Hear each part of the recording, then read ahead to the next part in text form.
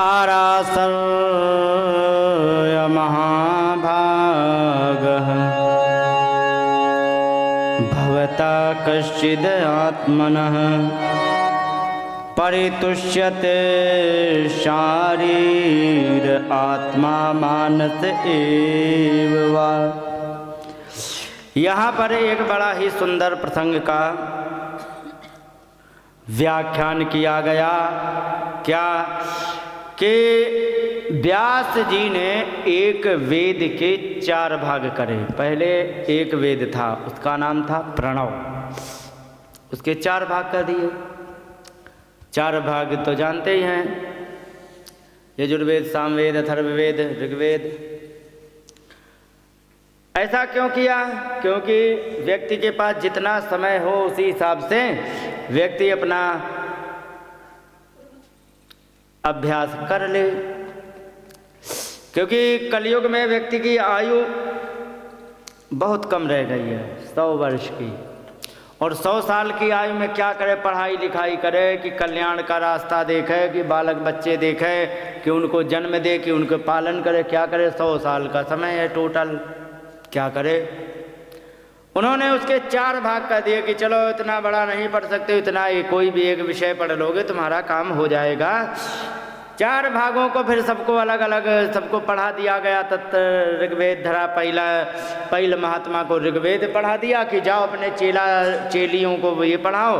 और शाम को जैमिनी ऋषि को सामवेद पढ़ा दिया गया। वैशंपायन एक निष्णाता शामुत वैशंपायन महात्मा को यजुर्वेद पढ़ा दिया गया। अथर्वांगिरसाम आसीत, अथर्ववेद अंगिरा महात्मा को पढ़ा दिया कि जाओ तुम अपने चेला चेली बना करके पढ़ाओ। पढ़ाने लग गए। फिर अंत में कह दिया स्त्री शूद्र द्विज बंधो नाम त्रयी न श्रुति गोचरा। स्त्री हो, शूद्र हो, द्विज बंधु माने नीच ब्राह्मण हो, त्रयी न श्रुति गोचरा, 3 को वेद नहीं पढ़ना चाहिए। तो पूछा गया तो क्या उनके ज्ञान प्राप्त करने का अधिकार नहीं है? कहीं कि है, लेकिन दूसरे माध्यम से। कैसे?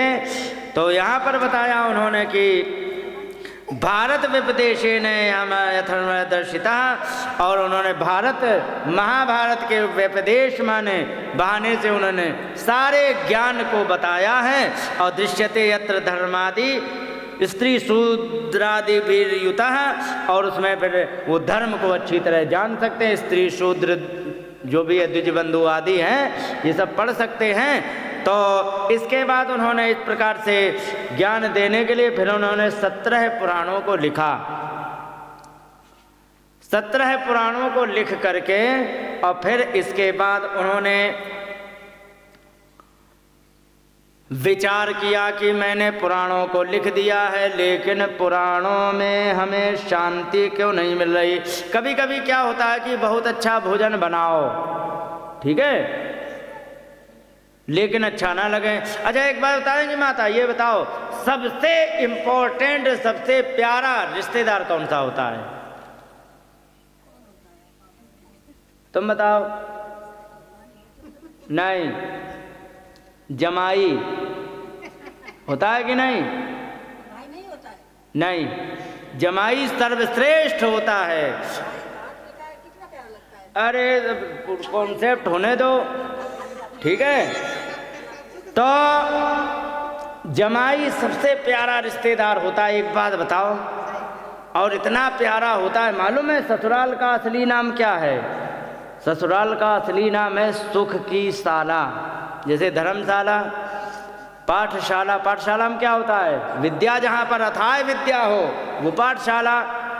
धर्मशाला वो जहाँ पर जितने धर्मात्मा लोग सब वहीं मिले, धर्मशाला। एक मधुशाला होती है जहाँ पर चकाचक खूब पौवा और आधा क्वार्टर सब लगे हों, वो मधुशाला होती ना, उसी को आजकल ठेका कहने लग गए। तो एक सुखशाला भी होती है, उसका नाम है ससुराल। होते कि नहीं? जिस समय दामाद आ जाता है ना, तो सास के उस समय पैर जमीन पर नहीं 4 अंगुल ऊपर रहते हैं।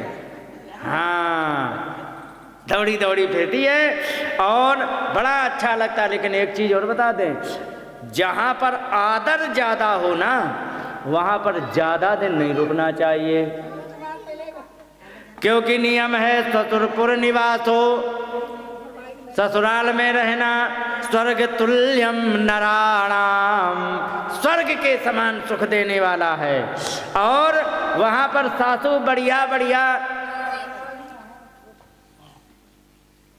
घी लगी रोटी, बढ़िया बादाम का हलवा, सूजी का हलवा नहीं बनता, बादाम का हलवा खिलाएंगी और खूब बढ़िया सेवा करेंगी। और सेवा करने के बाद खूब बढ़िया सेवा होगी, बड़ा अच्छा लगेगा। लेकिन ध्यान रखो, भवती यदि विवेकी पंच षड्वा दिनानि, यदि अकलदार व्यक्ति हो तो 5 या हाई स्कोर 5 या 6 दिन रहे, नहीं तो दूसरे ही दिन निकल ले।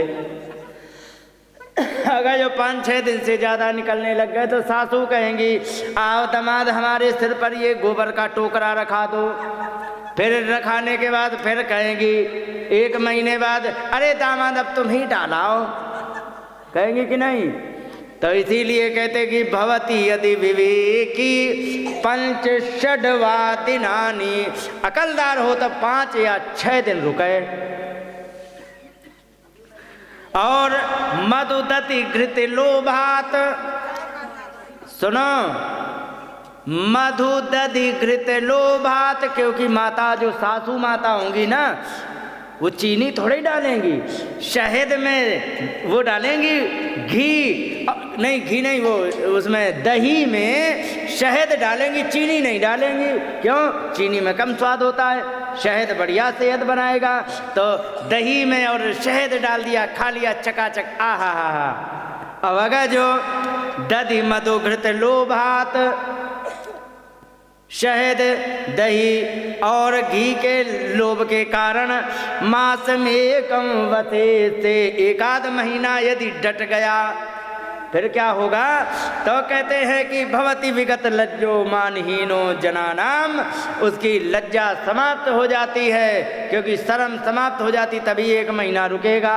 और प्रत्येक व्यक्ति जो प्रणाम करता था आज वो राम राम नहीं करेंगे, क्योंकि ये तो रोज के हैं, है ना, तो उसका सम्मान चला जाता है। तो ज़्यादा दिन ना डटे। तो सबसे बढ़िया रिश्तेदार कौन होता है?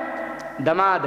तुमने दामाद के लिए बढ़िया सी तुमने दाल बनाई और रोटी बढ़िया चूल्हे में बनाई और कटोरी में जिसमें घी था उसी में ऐसे डुबा दी रोटी और फिर निकाल के धर ली, लगाया नहीं, कम लगेगा, डुबा दी, गरम गरम बढ़िया। हाँ, अब तुमने खूब बढ़िया दाल बनाई, सब्जी बनाई, जो कुछ हलवा बनाना था सब बना दिया, लेकिन बाई चांस एक्सीडेंटली गलती से तुमने नमक नहीं डाला दाल में, दामाद का पेट भरेगा? यही बात कह रहे हैं। कभी कभी बहुत प्रयास करने से मन को आनंद नहीं मिलता। व्यास जी के समस्या यही, बहुत प्रयास किया, ऐसे ऐसे शास्त्र बना के रखे, 17 पुराण बना दिए जिनमें ज्ञान मालूम है किस स्तर का है। ज्ञान इतने उच्च स्तर का है, जैसे मैंने आपसे कहा था कि एक बार बताओ, बिजली तड़कती है कि नहीं? तो बिजली एक बार तड़प गए, तुमने कही कि इलेक्ट्रॉन न्यूट्रॉन मिले और उसमें आपस में स्पार्क हुआ, वही बिजली हो गई। बस इतना ही समझ पाए आज तक के विज्ञान में, समझ पाए कि नहीं? और हमारी विज्ञान कितनी एडवांस है, सुनो। हमारी विज्ञान कहती है कि वाताय कपिला विद्युत, जिस दिन तेज आंधी आने वाली होगी तो उस दिन बिजली पीले या भूरे रंग की तड़केगी, समझ गए? आत पाए ही लोहिता, जब भयंकर धूप निकलने वाली है आगे तो लाल रंग की बिजली तड़पती है, समझ गए? और पीता वर्षाय विज्ञेय, पीले रंग की अगर जो बिजली तड़पे तो ये जान लीजिए कि कल के दिन वर्षा होगी या उसी समय वर्षा होगी। और सुनो, दुर्भिक्षाया सिता भवेत, दुर्भिक्ष में सफ़ेद रंग की बिजली तड़पती है। ये कॉन्सेप्ट मॉडर्न साइंस में है। मैंने इसीलिए कहा था एडवांस विज्ञान सिखाएंगे तुम्हें। और ये बात याद पहले के ईमानदारी से बता दें, हमारे अनपढ़ नाना अनपढ़ नानी इतने मौसम विज्ञानी होते थे, 4 महीना पहले तो ये बता देते थे कि अब की साल बारिश किस दिशा से होगी, ठीक है, और 3 दिन पहले ये बता देते थे कि अब 3 दिन बाद पानी बरसने वाला है। वो तो मुझे भी पता है। तुम्हें पता है 3 दिन पहले पानी बरसे तो क्या लक्षण मिलते हैं? बताओ, बताया है? पता है? अब सीखोगी। जब चींटियां निकलना शुरू हो जाए, जान लीजिए अभी से लेके 3 दिन के बीच में किसी भी समय बारिश होने वाली है। अब अंडा दबा के निकले तो जान लीजिए भयंकर बारिश होने वाली है। समझ गए? ये बहुत बड़े मौसम विज्ञानी थे, समझ गए? तो और पहले अनाज को स्टोर पहले भी किया जाता था, आज भी किया जाता है, मालूम है? पहले के बिना कुछ लगाए स्टोर कर देते थे, एक भी कीड़ा नहीं पड़ता था। मालूम है क्यों? क्योंकि उन्हें पता था कि अगर जो दक्षिण या पश्चिम की हवा चलते समय हमने स्टोरिंग कर दी तो जान लीजिए कि कभी भी कोई कीड़ा नहीं पड़ेगा, कोई घुन नहीं लगेगा। और पूरब की और उत्तर की हवा यदि चल रही है और इसमें स्टोर कर दिया गया अनाज, उसमें कुछ नहीं मिलेगा, सब समाप्त हो जाएगा। इतना बड़ा मौसम का विज्ञान था उनके पास। तो ये क्यों था? क्योंकि शास्त्रों में क्या होता है ना, ये भाषा पढ़ाते समय इतना ज्ञान दे दिया जाता। आपको पता है ये कहाँ श्लोक हमें मिला? व्याकरण जब पढ़ें तो उसमें एक व्याकरण में एक सूत्र है, परिक्रयणे संप्रदानम अन्यतरस्याम, एक सूत्र है व्याकरण का। ये कारक आदि जब पढ़ते तो उसमें आता है। तो इसमें एक वार्तिक आता है कात्यायन जी का, जिसमें वार्तिक का नाम है उत्पात ज्ञापितेचा। उत्पात यदि ज्ञात करना हो तो वहाँ पर चतुर्थी विभक्ति होती है। इसका अर्थ है सीधा सा, इसमें संप्रदान होता है और चतुर्थी विभक्ति लगती है। जैसे रामाय शब्द बनता है ना, तो चतुर्थी विभक्ति, तो उसमें उसका वर्णन किया गया कारक में।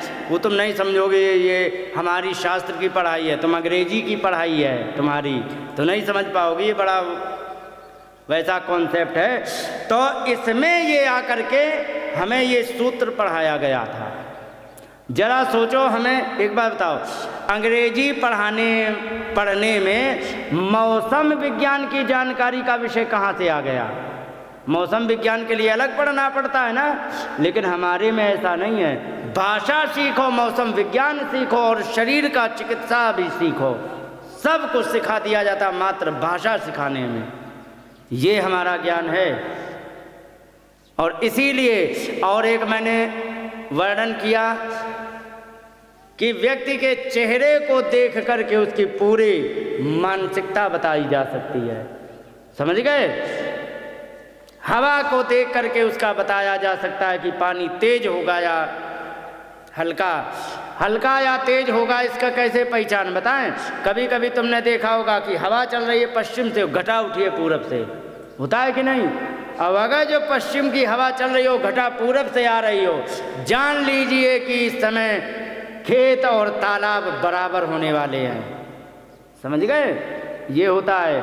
ये हमें भाषा जो प्राइमरी क्लास का जो होता है ना, उसमें ही ये ट्रेंड करा दिया जाता है। ये शास्त्र का ज्ञान है।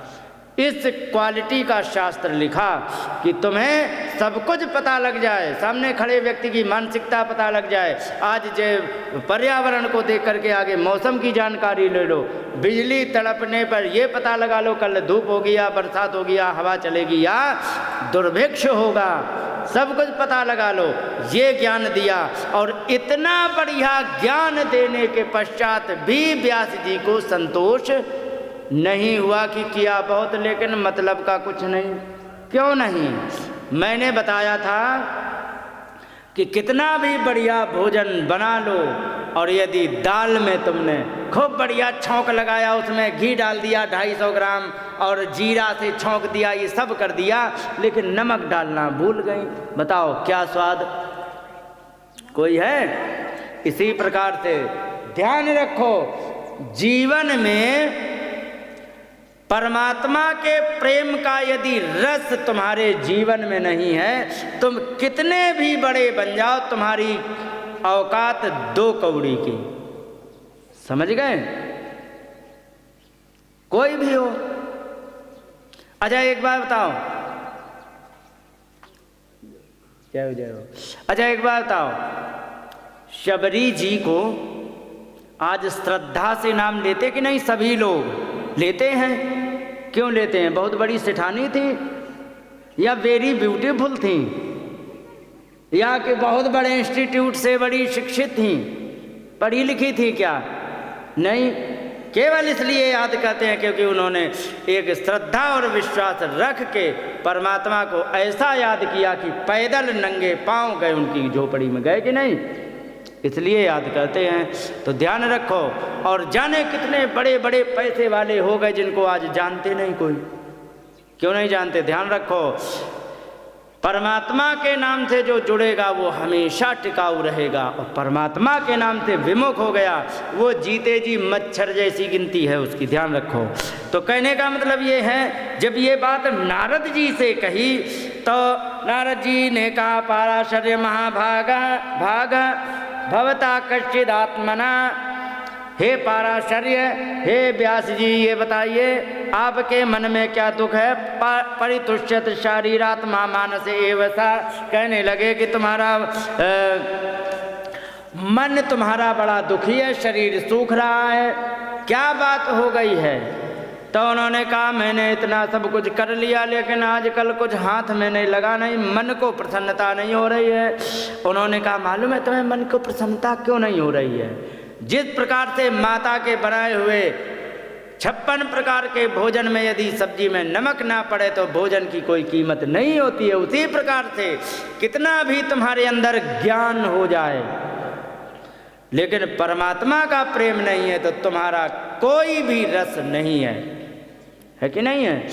आपने भवतानुदिता प्रायो यशो भागवतो मलम, आपने निर्मल भगवान के यश का वर्णन नहीं किया है, जिससे कि ये नैवासो न तुष्येत मन्ये तद्दर्शनम खिलम, जिसके बिना कोई भी संतुष्ट नहीं हो जाता है। और ध्यान रखो, भगवान के नाम को छोड़ करके कितने भी बढ़िया दर्शन बना लो, शास्त्र बना लो, उसकी कोई भी गिनती नहीं होती है। और कहा कि यथा धर्मादयश्चार्य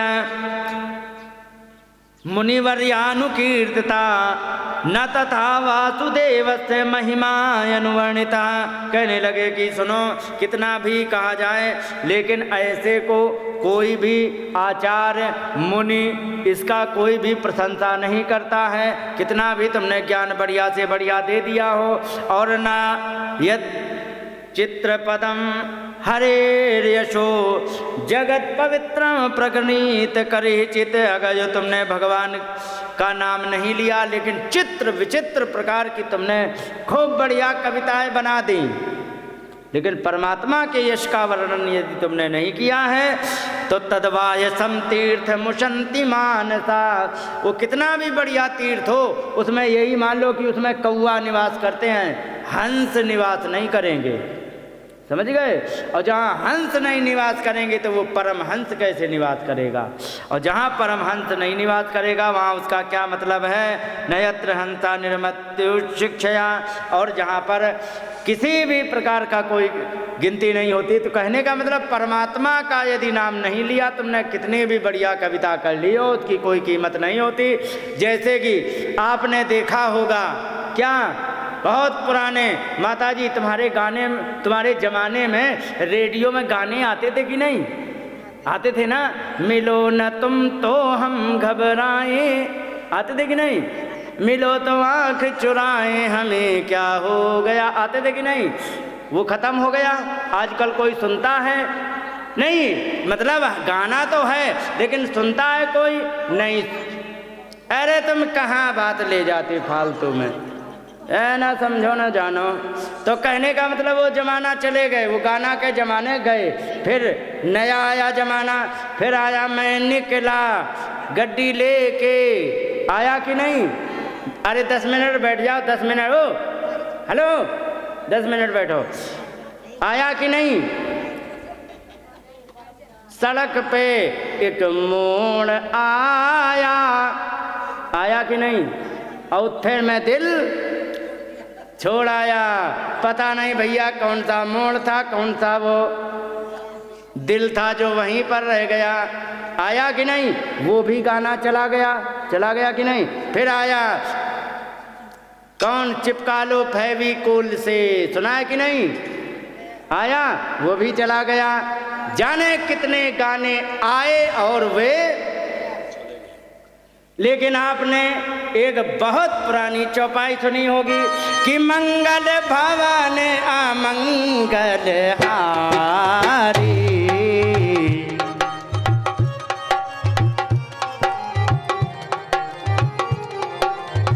द्रवहु तो दशरथ अजिर बिहारी,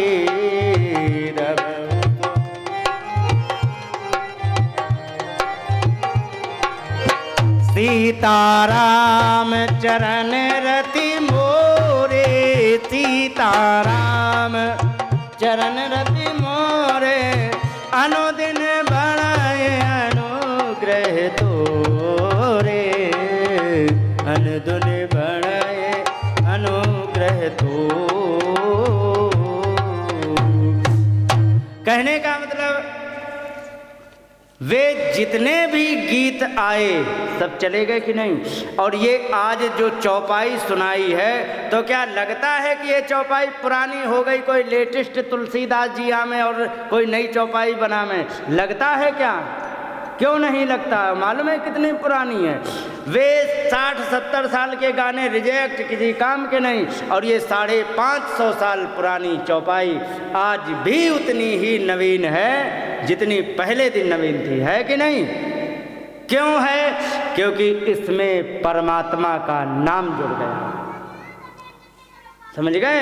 एक बात और बता दें, महाभारत में एक प्रसंग आया, बताइए कौन सी ऐसी चीज है जो कभी भी ओल्ड नहीं होती है? क्या नहीं होती? पुरानी नहीं होती है।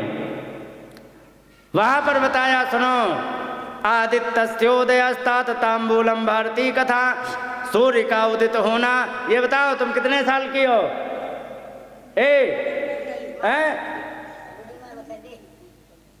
ठीक है, आपने अपने बचपन में सूर्य उदित देखा पूरब दिशा में, और आज भी देख रहे हैं। कभी लगा कि ये सूर्य पुराने हो गए, कोई लेटेस्ट प्रकार के आमे, कोई गुलाबी हरे प्रकार के निकले? कभी लगा? नहीं लगा ना। वही सूर्य उतने ही, जैसे ही सूर्य सुबह सुबह अरे रे सूर्य निकल आए, जैसे जिंदगी में पहली बार देखे हों, लेकिन प्रत्येक दिन वो सूर्य हमेशा लगातार चलते रहते कि नहीं? तो कहने का तात्पर्य ये है कि आदित्यस्योदयस्तात, सूर्य का उदित होना कभी भी पुराना नहीं पड़ता है। तांबूलम भारती कथा, तांबूल कहते हैं पान को। आजकल गुटखा मान लो, तम्बाकू मान लो, जो गुटखा खाता तम्बाकू खाता है, हर आधा घंटा में खाएगा। तम्बाकू वही है, चूना वही है, सब कुछ वही है, ब्रांड वही है, सब कुछ वही, स्वाद वही, लेकिन जब भी खाएगा तब उसे नया स्वाद आता है। आता है कि नहीं? और भारती कथा, भगवान की कथा कभी भी पुरानी नहीं पड़ती। इसीलिए 500 साल पुरानी भी चौपाई आज भी नई है। इष्टम मित्रम, इष्ट मित्र, प्रिया भार्या, वो पत्नी जो बहुत प्यार करती हो। नूतनानि दिने दिने, ये नित्य नए रहते, कभी भी पुराने नहीं पड़ते। ये भीष्म पितामह ने युधिष्ठिर को समझाया था, ये चीजें कभी भी पुरानी नहीं पड़ती हैं। इस प्रकार से कहने का मतलब, जो भगवान का नाम तुमने नहीं गाया है इसीलिए तुम्हारे मन को शांति नहीं है। भगवान का नाम यदि तुम गाओगे तुम्हारे हृदय को प्रसन्नता मिलेगी। और एक बात और बता दे, एक बहुत आजकल का एक उदाहरण, एक गाना आया था, ये माना मेरी जा मोहब्बत सजा है, आया था कि नहीं, 80 के 75-80 के बीच में, और ये गाना आया 2 साल में ख़त्म हो गया और उसका सारा मामला ख़त्म। और 1996 में उसी गाने की एक पैरोडी बनाई गई जो भगवान की लीला पर निर्धारित की गई थी, और वो आज भी चल रही है, लगभग 24-25 साल बाद, 30 साल बाद भी आज भी उतनी चल रही। जैसे कि कौन था, अरे द्वारपालो कन्हैया से कह दो, सुना है ना, ये उसी गाने की पलट है, ये माना मेरी जान मोहब्बत सजाए। उसमें भगवान का नाम नहीं जुड़ा था, 5 साल में रिजेक्ट, और इसमें भगवान का नाम जुड़ गया, कन्हैया से कह दो कन्हैया शब्द जुड़ गया। आज ये 30 साल से गाना अमर हो गया है, हो गया कि नहीं। तो तुम्हारा यदि एक गीत भगवान के नाम के जुड़ जाने से अमर हो सकता है, तो तुम्हारा जीवन नहीं हो सकता क्या? तो तुम भी अपने जीवन में भगवान का नाम जोड़ लो। इसीलिए भगवान का नाम जब जोड़ लोगे तो भगवान का नाम जोड़ते ही तुम्हारा जीवन भी अमर हो जाएगा। बोलिए गोविंद भगवान की।